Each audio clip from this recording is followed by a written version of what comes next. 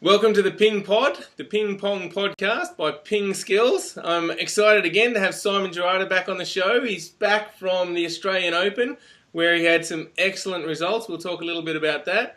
And if you remember from last time, Simon is an Australian champion, Oceania champion, Olympian, and now he runs a very successful table tennis coaching company, Health, Wellness and Table Tennis. Welcome, Simon. Thanks a lot. Thanks for having me. Yeah, it's a pleasure. It's good to have you back. All right, yeah. The last one went well. Yeah, it did. Good. So I hear you've been in Hobart at the Australian Open. Yeah, it was pretty cold down there, mate. It wasn't really? Yeah, it was about 5 degrees colder than Melbourne every day, so we had to battle the cold weather. Okay, excellent. Sounds pretty good. And there was a bit of problem with flights and stuff with this volcanic ash around. Did that affect you guys at all? Not me personally, but it affected our, I guess, advisors. Some of the kids had parents coming down, and I had my father coming down to work with some of the kids that we had in the tournament, so they couldn't come down. So yeah, it was a bit of an interruption there. Okay, very good. The boat was sold out for 7 days. Really? Yeah. Okay. Yeah. There you go. So heading down there, how did you think you were going to go in the tournament? From a Victorian perspective, I mean, I'm always a big team player. I really like to push our Victorian team. Yep. That was the first part of the competition. We had 4 days of that. From a Vic perspective, we had a job to do, which was finish higher than 4th position, which was our 2010 result. Okay.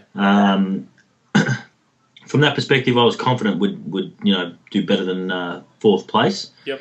But from an individual perspective, probably a little nervous about where I was at, and haven't been under the microscope of good competition for quite some time in Australia, so yep. I was a bit nervous going into it. Yep. And had you done any practice leading up to it? I was quite lucky. I had a contract in Europe for 2 weeks prior to it. So I did a week training in Milan, and then I had a week's competition in Liechtenstein and Austria. It sounds pretty nice, but I only saw the hall, so... Okay. Yeah. Very good. And so then where did Victoria end up finishing? We finished second in the end, which was a good result, but the team dynamics are starting to build. I think Victoria's in a rebuilding phase at the moment with our senior team. Yep. We came off an era of Russell Lavelle, Mark Smythe, Brett Clark, myself as a young player coming into that team. Yep. Probably missed a few players there. Yep. But we're now in the phase of rebuilding, so to finish second and just, to fall short, we lost 3 of the 4 matches in 5 sets with 1 or 2 points, so that could have been 2-2, and I still had a match up my sleeve. Yep. So we're quite happy and excited about next year. Hopefully we can just continue the momentum and hopefully win that championship back. Okay, so it sounds good. So who ended up winning? New South Wales, Justin Han, Yep. Chris Yan and Trent Carter. Okay. Yep. It's a good Defeated lineup. myself, Robert Frank and David Powell. It was a pretty good tournament, good event, really. Excellent. Yeah. And then moving into the singles, we had quite some international players turn up for the event. Yeah, I remember sitting down on Thursday night after the teams with the boys, and we went through the list of what the possible draw would look like. Yep. And after the teams event, we counted probably about 15 to 20 players that could make the semi-finals or do better. Wow. Obviously, the news of William Hensel pulling out. Yeah.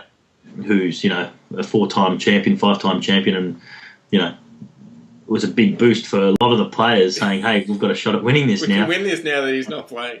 Now that he's not playing. And we counted about 20 players that could make the semi-finals or better, so it was a very good draw with 3 Koreans participating and 1 young Chinese player who was representing New Zealand. Yep. Who going into the event, the news we had heard down in Melbourne was, this guy's a top 20 youth player in the world. Wow. Defeated some of the best Japanese in the world, so he was obviously the red hot favourite at that point. Yeah. Very good. And so then you came up. Who did you play early on in the tournament?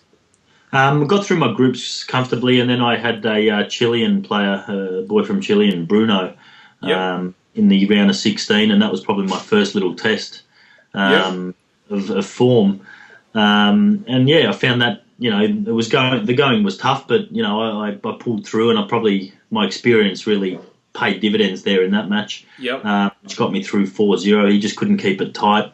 And, I think one of the things that I really like about my game today as opposed to 15 years ago or 10 years ago. Yep. I'm a smarter player and I'll take advantage of the easy points now, where probably 10 years ago I wanted to finish off with an off forehand or a nice way to win the point, where now I'm happy to actually push the ball short and win the set. Okay, very good. Yeah. Yep. And so then progressing on from there, how did your draw start to shape up? Had the quarterfinal that afternoon against a Korean, and that was probably the one where I was most nervous about. I remember waking up that morning and thinking, it's the quarterfinal, that it's the real test, because normally I am playing on a Saturday. Yep. When I enter these tournaments, and I really did want to play on the Saturday. Yep. And I guess the vibe from the rest of the team was, if we make the quarters, we're happy. Yep. And for me, it was, I've never been really satisfied with a quarterfinal. Yeah. And then I came up against a Korean, which, I accepted the draw. It didn't bother me one bit. I knew I had to beat whoever to make the final. Yep. Or win, obviously. And he was a taller player. And before the match started, one of the New South Wales guys had him in the earlier round, Kiat Tran, and he come to me and said, you better bring the referee and check his service out. Really? Serving a little illegally. But that didn't, I guess, cross my mind at all. I was just thinking, it's a match. Let's just play some table tennis. Yeah, I think it's a good thing. You can't focus too much on that. I mean, either the umpire's going to deal with it or they're not, but you just got to concentrate on your game. Exactly, and that's probably, again, I mean, what I said a minute ago with my experience now compared to 10 years ago, yep. I probably would have got the referee 10 years ago. Yep. I would have probably asked for that serve to be looked at, where, the mindset was different today. It was just, let's get on with the job, and whatever comes, we're going to find a way through it. Yep. And it was probably the pleasing thing there, and ended up playing a great game. I can't wait for the highlights to be put together by one of the people taking the camera. Yeah. I didn't miss a ball. It was just beautiful table tennis. Brilliant. Come together, and a 4-love win against a reasonable player. He was in the Korean Championships a week prior. Wow. So the guy can play table tennis. Yeah. Took him out 4-love, which meant I was going to have to wake up Saturday morning and play the semi-final against the New Zealand Chinese player that I mentioned earlier. Okay, yep. So then that comes around, and you played this New Zealand Chinese guy in the teams matches, I believe. Yeah, which I'm glad you brought that up. So basically, Robert Frank went out there against him in the teams event and played him first and lost 3-1. And this guy was the most scary individual you'll ever see. Like he's just he's fighting for every ball. He's in your face. He's screaming really hard. Yep. He's built. He's strong. He's fit. Yeah. And when I got out there and played him in the teams, I got wiped in the first set, losing 11-1. And he's playing with the new technique of top spinning the backhand off your short serve. So you'll serve, he'll top spin that ball. So it was a new thing for, I guess, the Aussies to play against, because we'd seen it on the World Championships videos. Yep. And here we've got a chance to play against it. Obviously, not a world champion, but the guy play ping pong. I lost the first 11-2 and found myself down 7-love in the second, and wow, couldn't find a way in. But at about 7 or 8-2 in the second set, I started serving a couple of backhand short serves, and I saw that there was a bit of a scratchy point for him there. So I then started the third set with the backhand serve and pulled through and won 3-2. Ooh. Which was, I just kept persisting with the backhand serve, and it was a tight match, but he really did have trouble with the backhand serve with that backhand topspin of his, because the ball curving the other way. So if you're a right-hander, you'd probably serve reverse from the middle against a player like this. Yep. And if you've got no reverse, which I'm pretty hesitant with my reverse serve, so I'd prefer to serve backhand from the middle, which curved away from him and made him move even further. Yeah. That was my in. So going into the semi-final of the singles, one of the boys from our team had a chat to the New Zealand fella the day after, and he said, I can't wait to play Simon again. I'm going to make a mess of him. I know he's a smart player and he's a good player, but I'm going to make a mess of him. So I remember waking up Saturday morning a bit scared about playing this guy, because I thought, this guy's going to embarrass me in front of everyone, and it's going to be a scary match out there. But in the semi-final, I had to come to terms with that, obviously, and came out with a backhand serve, and he handled it quite well. So I had to then shift back to the forehand serve and vary the backhand serve a little bit, but found a way in again. And I got 3-1 up, and then at 3-1, I remember thinking to myself, well, I just got to stay with him. Yep. During this set, otherwise he's going to let loose, because he's down 1. He's going to be a bit more free. But if I can get it to 7-all, I've got him. Yep. And that set there again, I lost 11-2, so I was 3-2.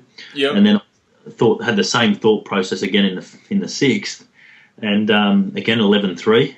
Oh no! But walking So what back, were you thinking at this stage? well, then that stage I knew we're back on level terms. I mean, at 3-all, we're both now have to face the fact that you're going to have to play some good quality tight table tennis. Yep. You can't be free and just say I've got nothing to lose now. Now you've got a lot to lose. Yeah. So I just knew if I stuck to my guns, I'll get him in the end. And I think it was 4-all, and from 4-all I moved to 9-4. Wow. And that probably that moment where the 21-year-old, inexperienced player had to serve short, had to spin a ball up, had to put the ball on the table in the right spots, yep. and not big. Whereas that's exactly what he didn't do. Uh-huh. Where I just played some tight quality table tennis and pulled away at 9-4. So yeah, it was a good win, and it felt good to not be made a fool of. Well done. I think it's a good lesson there, especially like in the teams event where you went searching for a way and you tried something different, and then you found a weakness and you just kept pushing that, and that got you over the line. I think that's a good lesson, to try different things and find out what your opponent doesn't like, and then really go for that. Yeah, I think two things. One is you're never out of a game. Obviously, that's what we always tell kids. But then the second thing, while you're training, always remember that there are many options to your learning. Yep. It's not one way. I mean, a classic example is you'll tell a kid to stay close to the table, and then you'll set a drill and say, okay, we're going to do it back from the table, and then they'll look at you and say, hang on, but you've been telling me to stay close. Yep. Well, guess what? When you play a match and you're getting killed close to the table, we better have a fallback. Yep. So when you're building your game, always think of the other way as well. Don't just think, okay, I'm going to play the backhand from the backhand and then play the forehand from the middle. Practice the backhand from the middle as well, because you might need it. Yep. Good advice. Yeah. Excellent. So after that win, you were on to the final. Yeah, into the final. So who came through on the other side? A Korean player again. So I had the last remaining Korean who, the news that we got from this Korean had just come back from the Korean Championships and beaten the number 4 or 5 player in the Korean team. Wow. So, the guy can play ping pong. Yeah. And yeah, so here we are, I'm playing the Korean, but by this stage I really felt a bit more relaxed. Okay, you'd had quite a number of good wins under your belt. Confidence builders, yeah. I think I was confident again with my game, so it only took me 3 games to get confident again. So yeah, I've become confident again and went out there and took him on. Unfortunately, the result didn't go my way. It was a 4-2 defeat. I had my chances, 1-all, 9-all. I think I won that set 2-1.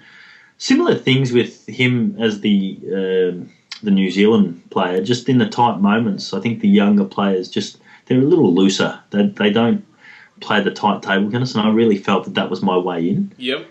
I just didn't feel comfortable during the match to take out the important points or maintain a good level to beat him. Yep. I had a couple of issues before the match started, which didn't help, but I just didn't have that level or intensity that I had previously. Yep. So some scheduling issues beforehand, I heard. Yeah, so basically we were told I was to play in an hour and a half, and then I had to play in 5 minutes. So I had 5 minutes to prepare for the match, which for me was just a nightmare. It normally takes me an hour and a half to prepare for a match. Yep. And it just didn't feel comfortable from the get go. I mean, just a bit uptight and a bit. Yeah, and didn't have the ache. It must be a weird feeling then, because you played so well for the whole tournament and you got so close. Like, I guess, like you're saying, it seems like it was like 2-all and 9-all. I mean, it's really only a couple of points in it, probably. Yeah, look, there was only a couple of points in it, and I think when obviously after playing a lot of matches, you've got to learn to deal with losses and you've got to learn to deal with wins. Yep. I think I've touched on learning how to deal with wins before in these conversations, but dealing with losses also it's a thing you got to learn how to do. Yep. When a person loses, they've always got a reason. I think the biggest thing is that you just left it out on the table. You gave it the best shot you had. Yep. And then when somebody asks you why you lost, you've just got to try and preach your message to the right way, and hopefully you don't preach the same message over and over again, where people start thinking that you just make an excuse for it. But I think I've learnt over time that when I'm beaten, to just accept that you've been beaten by a better quality player. I mean, there are 5 other reasons what I could do to defeat this Korean next time. I mean, one would be let's start training. Yes. I've got other things that I could probably do to defeat him, but on that day, that is the little thing that I'm going to have to hold on to.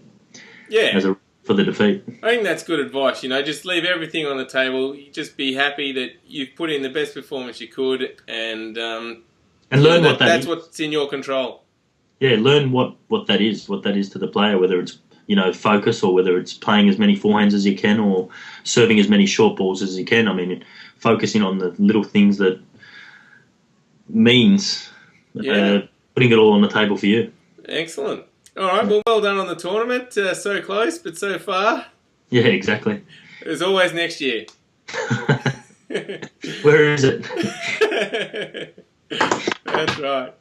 All right, so I want to talk a little bit about the health, wellness and table tennis training camp that's coming up. Can you tell us a little bit about it, when it's on, who it's for, and what's going to be involved? Starting July 4th, so when the kids go on school holidays. Yep. We'll go for 2 weeks, 4th and 10th. Okay. And so, 2 weeks of holiday training. We go for 5 days. We start at 9 o'clock Monday morning. Yep. Finish at 5.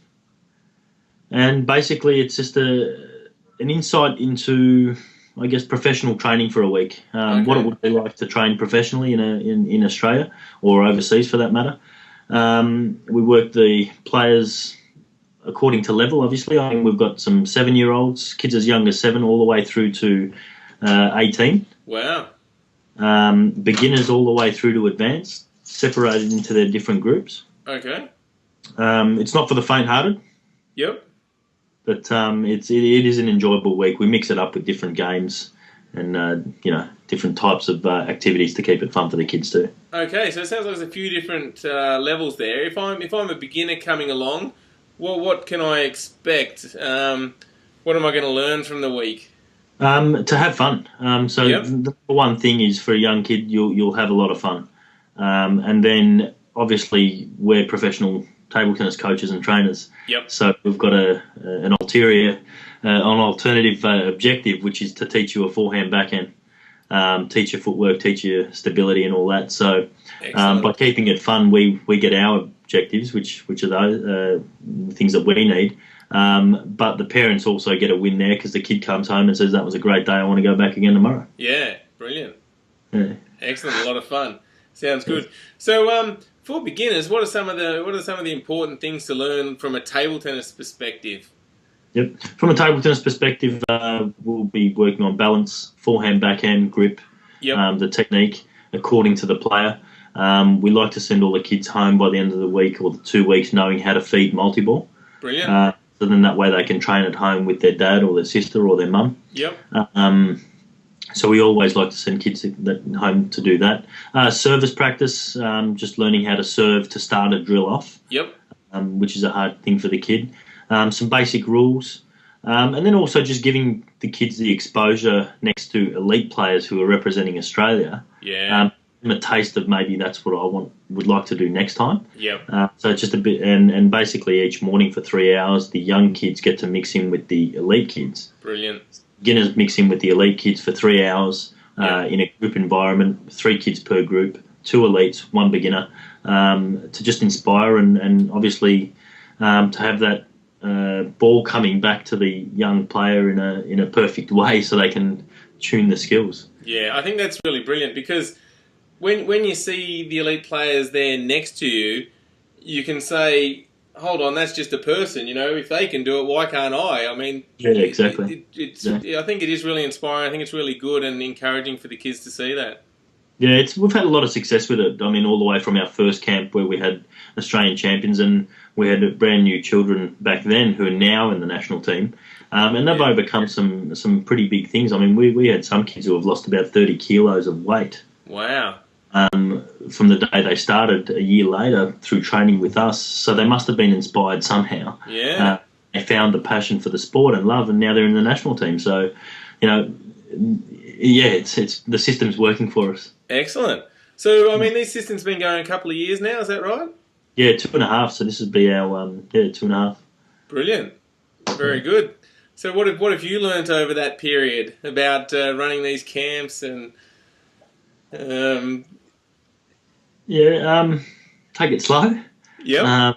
Slow down. Just really pace yourself with expectations.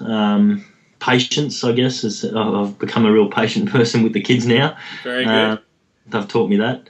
I think that's good because, you can learn a lot in a couple of weeks, but I guess you want to sort of give them something they can move on with moving forward as well.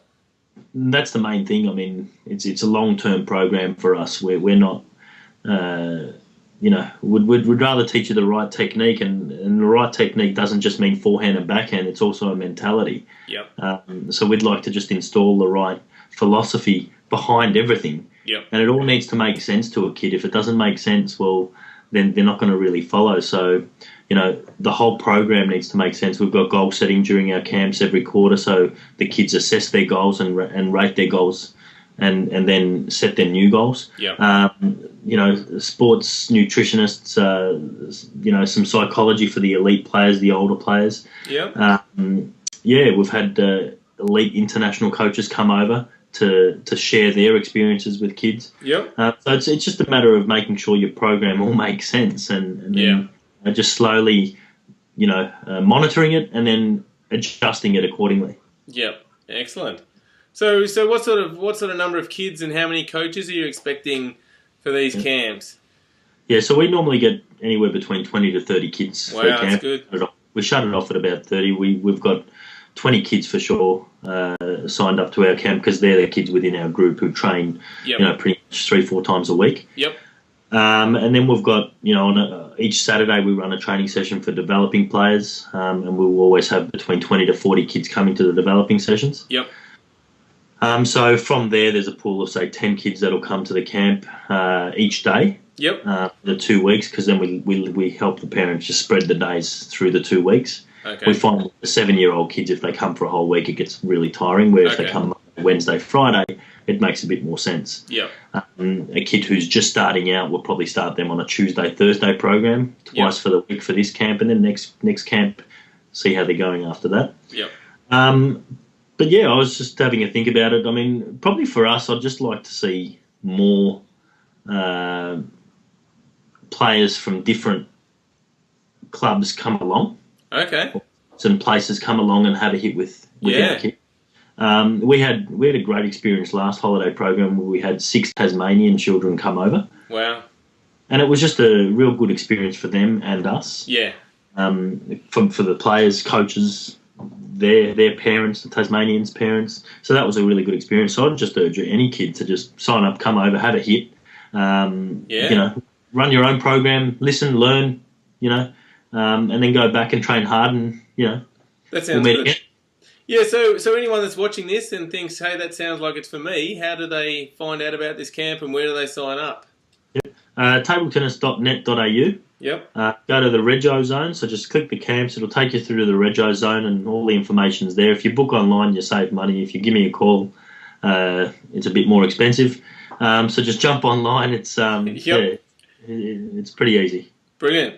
And I guess if they've got any questions, they'll be able to contact you via email on the website or something? Or? Absolutely. Emails are there. Phone numbers there. You can give me a call. Any questions you got. I'd probably prefer some questions just so we can understand what sort of environment you want to be put in during the 2 weeks. Cool.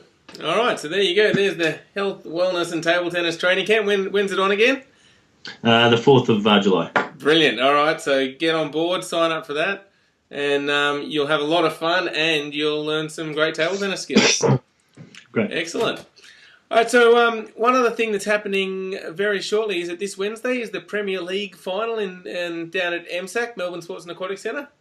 Yeah, the coming Wednesday final Brilliant. of the Premier League. We've been working on it probably for about 6 months now.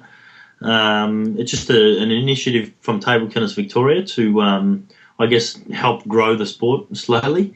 So if you're watching this and you want to watch some table tennis, William Hensel will be down there, myself, Dennis Mackling, 5-time Australian champ or 3-time Australian champion. There'll be some good quality table tennis. It's a fun night. We'll have some spare courts out the back, so bring your bat. You can have a hit as well. Come on down. Brilliant. So what time does that start? 7:30? 7:30 on Wednesday at the Melbourne Sports and Aquatic Centre. Brilliant. All right, sounds good. So who are the two teams playing? It's my team, Health, Wellness and Table Tennis. Well done. So we had to put in a team. Myself, which is Health, Wellness and Table Tennis, and St Kilda, which is the William Hensel Dennis Mackling team. Okay, very good. Sounds like it's going to be quite a battle. Who's your pick for the final? Health, Wellness and Table Tennis. Of course. Excellent. Very good. Who's your tip? I reckon it's going to be really close. Don't sit on the fence. You got a tip. So run me through the team. So who's Danny Semler, Ravi Ganapathy, myself against William Hensel, Dennis Mackling, and Andrew Gilbert. I'm going to have to go with St Kilda here. I'm sorry. but you do have some chance. Beautiful. Oh dear. All right, you can prove me wrong. Yeah, exactly. All right, and lastly, I want to talk, because you are Mr. Victorian Open. How many times have you won that tournament? I've lost count. 9, actually. 9 times. That's very impressive. So the Victorian Open is on in next month, the 24th of June. It's going to be the largest prize money that we've ever offered for the Victorian Open. It's going to have $6,000 prize money on it. Are you going to be entering? They had to find some money to offer some money to find somebody to beat me. Fair enough.